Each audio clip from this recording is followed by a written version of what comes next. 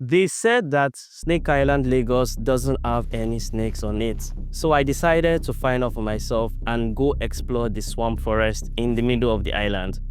A few seconds into my exploration, something slithered across my leg, and without even investigating, I bolted and ran away. Do you remember the reality TV show Gulder Ultimate Search? The very first season in 2004 was shot on Snake Island. I was very young then, but I remembered watching multiple seasons of Gulder Ultimate Search. I suddenly remembered the first season and I decided to do more research, only to find out that it was on Snake Island. I decided to go see what Snake Island was all about. I expected there to be different types and sizes of snakes on this island, but similar to Banana Island, it's named after the shape of the island itself and not what exists on it. I journeyed all the way to Snake Island to investigate what it's all about and tell you the reality on ground. I went in search of snakes, but what I found shocked me and was even worse. I found a community that was seemingly forgotten by its government. Snake Island, Lagos is divided into multiple different communities scattered around the coast with a giant swamp forest in the middle of it.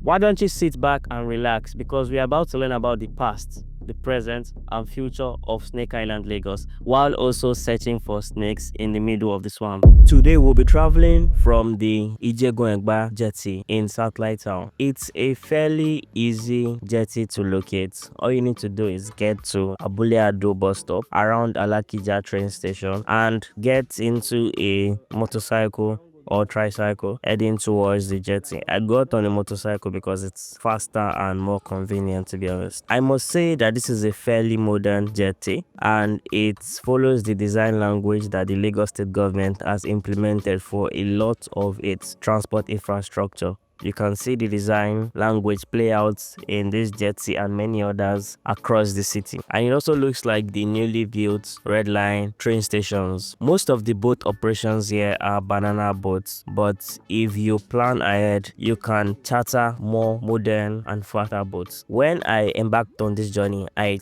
truly did not know what to expect. I was open to everything while expecting nothing. This Ijegoengba jetty seems to be an important lifeline for many people living in this community or walking around the community, because many of the land masses in this area are not directly connected, so boats are an essential way to get around. It was a short hop from Satellite Town to Ibasa on Snake Island, literally around 60 to 90 seconds. Time to find out if the journey was worth it. Don't be shy, let's dive in.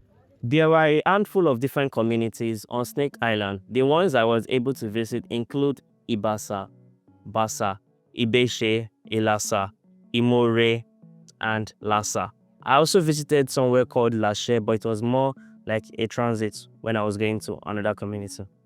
I agree that I might have butchered some of this pronunciation, so forgive me if I did. Unfortunately, I couldn't visit perhaps the main community on the island, which is Igbolobun. Igbolobun is at the other side of the island. And I tried to go there, but there weren't scheduled services where I went to. And the prices they were telling me to pay were incredible, at least for me. I don't have that type of money yet. YouTube is not paying for now. Before visiting, I had watched a couple recently posted videos about the journey through Snake Island, so I kind of knew what to expect and I had a couple landmarks to look out for to ensure that I was going the right direction. My first impressions of Ibasa and by extension Snake Island is that it felt very rural. It was like a coastal village. You know those ones in Badagry? It felt exactly like. Why don't you consider joining the channel as a member? It's the easiest way for you to financially support the channel. If you'd like to make a one-time financial contribution, please consider leaving a super gift for the channel. It goes a long way in supporting the work we're doing.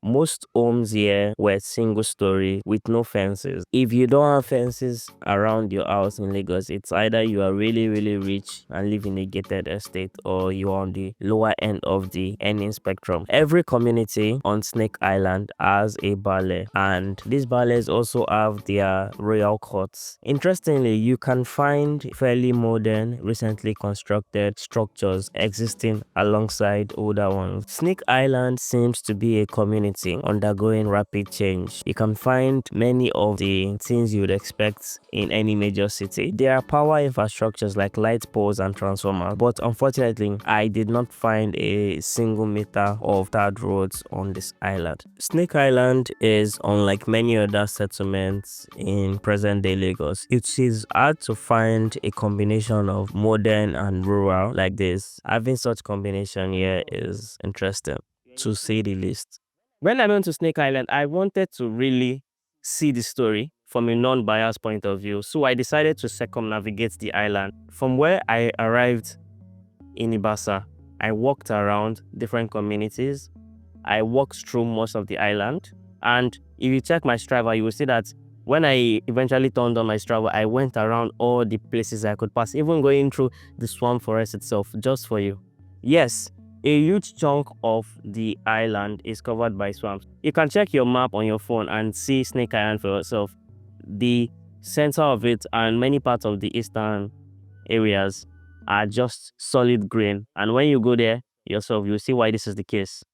Snake Island is not a contiguous island. You can easily confirm this by looking at your favorite map on your phone. It's made up of multiple smaller land masses or islands, and most of them are disjointed. I initially had the plan of walking end to end, that's from the southernmost tip in Basa to the northernmost tip in Igbologun, and I found that lots of the island was forested and many parts literally needed bridges that did not exist. But there is a massive bridge spanning through a large stretch of the landmass due to the forested and swampy nature. So once you get to Ibasa, there is a bridge leading towards other parts of the island. The swamp is vast and houses a handful of animals. It also houses many settlements, and I visited during rainy season. It's obvious that lots of these houses flood during the rainy season. This particular part of the island is supposed to be part of the swampy area that below mean sea level. I saw some youths fishing in the swamp with some hooks. I don't know how successful they are at doing that, but they seem to enjoy it. For some reason, I was convinced that if we are going to find any snakes on this island, it would be in these swamps because they seem like ideal habitats. Most of the communities and settlements are on the coast because of this giant swamp running through a large chunk of the island. We'll get to travel through the actual forested swamps later in the video. Snake Island, Lagos, as of 2025, is a blend of modernity and rural life. When I went there, I saw lots of modern-looking buildings, people living there, and I saw a lot of entertainment hubs. Because of its location, there were lots of beach resorts and those kind of entertainment spaces that has breathed new life into Snake Island, Lagos. For some reason, I was convinced that there had to be at least one snake on this island because the swampy areas look like a perfect habitat for these snakes to live, be protected, and also hunt animals. But alas, I didn't have the equipment or mental strength to go in and look for it myself. I was just able to go towards some areas. There are a handful of modern public infrastructure on the island, no doubt about that. But I just felt like they weren't enough looking at the size and the growth. You can find public and private schools, a primary health center, at least one police station that I saw, and a lot of religious houses, like lots of religious houses, many churches and multiple mosques. Across the lagoon from Snake Island, we'll find Ilashe. Ilashe is a beach and resort island that has grown in popularity recently, especially in the last 2 or 3 years. Why don't you subscribe to the channel and like the video before we proceed? If you're still here, it means you are gaining value from it. Subscribing and liking is the easiest and cheapest way to support. Thank you as you do so. It feels like if you've not been to Ilashe, you are not a young person in Lagos. Ilashe has grown to become an essential part of the Lagos entertainment and tourism ecosystem. The views of the lagoon from here were amazing. It kind of reminded me of the views from Calabar Marina when you're looking towards Twins Island. I felt so at peace and I wanted to spend as much time as possible just admiring the lagoon in all its glory. It's crazy that Snake Island is not one of the most prosperous places in Lagos, but 100 or 200 meters across the lagoon, you'll find Ilashe. If you know anything about Ilashe, you will know that Ilashe is where you have to be during December and every other month of the year. Results in Ilashe start from the equivalent of $100 a day in most places, just for day passes. If you want to sleep there, it's another different story entirely. It's crazy that this type of money is being spent just 200 meters across the lagoon, while most people on the island are barely getting by. A little while later, I continued exploring. Then I stopped to pray when I came across a mosque and heard the call to prayer. I also witnessed a wooden boat being made on the island, and it's not just the normal banana boats that are small. These were massive boats that could be used to log significant materials. I know someone that lives in a riverine area that goes into the hinterlands and brings in firewood to sell on massive boats like this. It's incredible to know that boat making techniques have been learned and updated over the last few generations. Here we are at Ibeshe Royal Palace. I'm not sure I'm pronouncing that right, but bear with me. It's nothing out of the ordinary. It's a fairly modern building, one-story building, straight to the point. As I walked across most of the island, I realized that especially the areas facing Ilashe, there are multiple boat docking points along the coast. With that being said, time to head into the swampy area and find what's not missing. I don't know who sent us message, but let's go in. You will also find lounges, hotels, and entertainment spots springing up around the island. Plenty of people are taking advantage of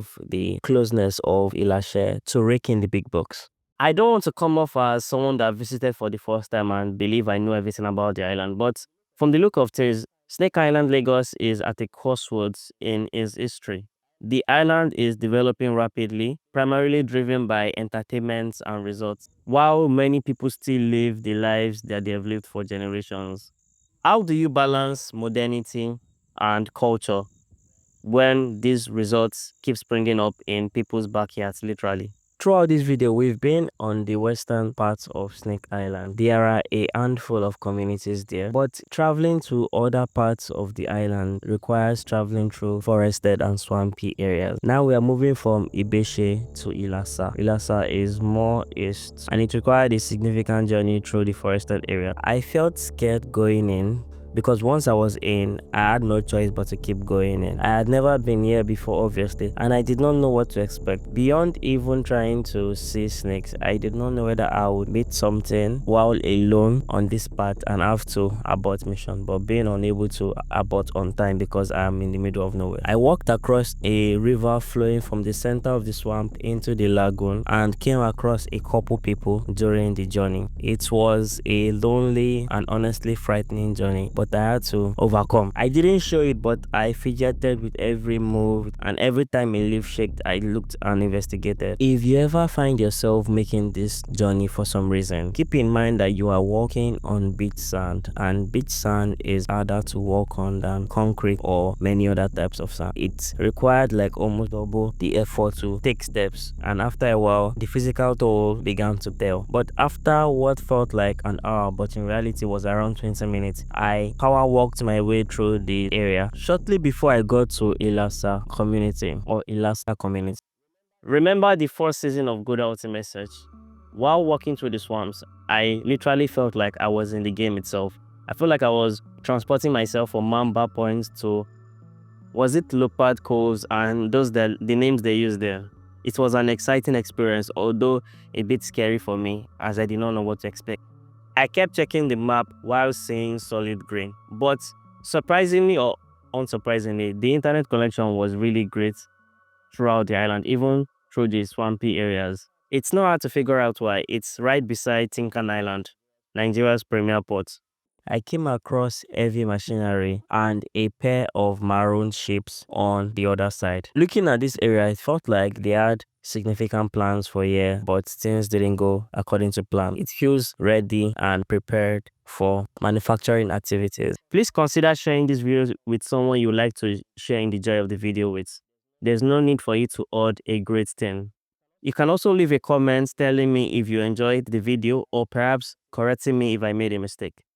I also came across a government project for women which was built but seemed to be either abandoned or disused because grasses were overgrowing from between the interlocking stones. I also came across a pair of royal houses opposite each other that is supposed to house the Baale of Ilasa. Any indigene of Ilasa in the comment section? It's safe to say that this community was the smallest settlement I came across, and I double checked my map to confirm that this was in fact the smallest settlement. When I got to Ilasa, it felt like a set built for a Nollywood movie. Just cute to say the least. Moving on. Come here with preconceived notions or agenda or even a story to tell. I came here because I suddenly remembered Gulder Ultimate Search while talking to my friend about throwback shows. And I was like, the first season was shot in Lagos. Let me do some research. I saw that Snake Island wasn't too far and I decided to explore. But what I learned here really changed me as a person and shocked me to the core. I might one day revisit this island, probably spend a night or couple nights and go to Igbologun to really see what the reality is like and live among the locals for a while. The Ilasa to Imuri section of the trip was the most hectic. Heading away from Ilasa, I came across a bridge under construction. Remember the bridge we walked across earlier in the video? This is something similar being built here. I wondered how I would get to the other side of the swamp because it was built on a swampy area and fast moving water meant that I didn't know where to place my feet. I surveyed the area for a while. It's an active construction site. After a while, I created a mental park and used the opportunity to also search for a snake or any signs of reptilian activities here. I eventually made it across and I thought I was home free. I couldn't have been more mistaken because the main road I was supposed to pass was flooded with water. It was black, the soil was very mushy and I did not know where to place my feet. This meant that I had to venture through the bushes again, traveling around the road for the flooded section. I used the opportunity to investigate deep into the bushes because of content. In my mind, I was just like, wow, this is going to be great content for the video. Oh my god. I don't know if you can tell, but in this clip, I was scared out of my mind. I didn't know what I was doing and I wasn't sure how it was gonna turn out. All I knew was I was creating epic content for you. I ventured deeper than I should have. And as I ventured, I don't know if it was my mind playing tricks with me or something actually happened, but a creature, very small, ran past my feet and I didn't even wait around to investigate what it was. I ran away and I had run past my phone before I realized that, oh, I'm filming. After a while again, I came across another swamp that I had to cross because fallen logs of trees had been put there. So during flooded times like this, people could step on them and walk across. I eventually made it back onto the main road after what felt like a proper adventure through the bushes. There are significant pieces of infrastructure running through Snake Island because of its proximity to key areas like the Tinkan Island. So I also saw some youths playing our national sports on a very large pitch. I was tempted to join. After a while, I finally began seeing cars on the island. I saw lots of new bars, lounges, and clubs. Imore felt significantly different to most of the other places I had explored during this video so far. I felt a modern vibe from this community. It felt like anywhere else. When I was walking through other parts of the island, it felt like I was in a village, but yeah, I felt like I could have been anywhere in Lagos. Definitely felt more modern and less rural than the others. But it goes without saying that the entire island's vibe felt like I was in somebody's village. If you had transported me and I suddenly woke up there, I would think I was in Badagry at best or in the middle of Ikiti or Ondo states.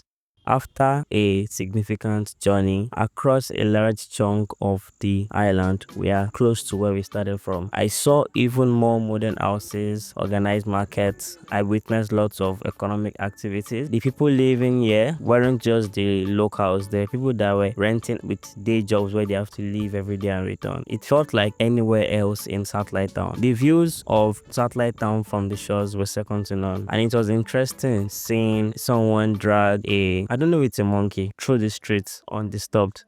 I learned so much from this trip.